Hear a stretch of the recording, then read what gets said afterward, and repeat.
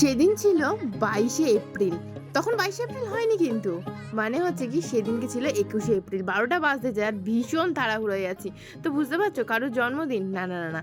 সেদিনকে ছিল হচ্ছে আমার শ্বশুর আর শাশুড়ি মার অ্যানিভার্সারি। আর বাইরের ঘরেই কিন্তু আমার শ্বশুর আর শাশুড়ি মা বসে আছে। তো আমাকে অনেক ধীরে, ধীরে করতে হচ্ছে। ধীরে, ধীরে ঠিক না, মানে আস্তে, আস্তে করতে হচ্ছে যাতে কোনো আওয়াজ না হয়। আবার এদিকে আমার তাড়াহুড়োও কিন্তু রয়েছে। তো চলো ওই তাড়াহুড়োর মধ্যে কি কি অ্যারেঞ্জমেন্ট করে উঠি তোমাদের সামনেই চলো দেখাই।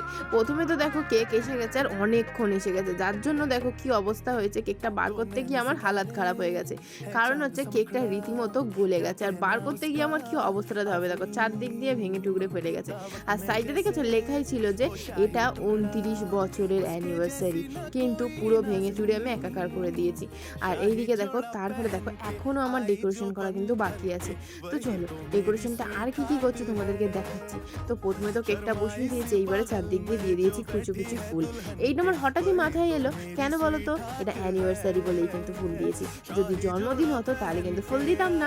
জন্মদিন হলে কিন্তু সোলার বল এইসব সাজিয়ে দিতাম। আর দেখো বেলুনগুলোর কি অবস্থা আছে, যেটা ভাবছি সাজিয়ে সুন্দর করে পাশে রাখবো, ফুস ফাস সব চলে যাচ্ছে। যত তুমি দেখবে না তাড়াহুড়ো করবে, ততই এই সমস্যাগুলোই পড়তে হয়। তো চলো আমার কিন্তু এটা কমপ্লিট হয়ে গেছে। আর এটা পুরো ব্লগটা গিয়ে তোমরা বড় ব্লগে